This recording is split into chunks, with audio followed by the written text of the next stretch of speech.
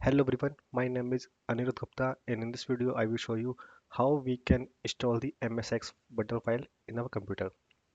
For installing the MSIXBundle file, you simply need to go to PowerShell in the same folder.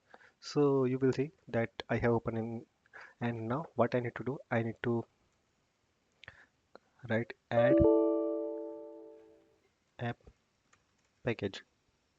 So it will be telling me to supply the path, and once I have supplied this path, you will see that deployment is going on and it has successfully installed the file, and I have already installed the this thing. This is why it is showing at like this, otherwise it will be unknown file. For verifying we can just type ping get yes, we are able to install the software using this command. Thanks for watching video. Goodbye.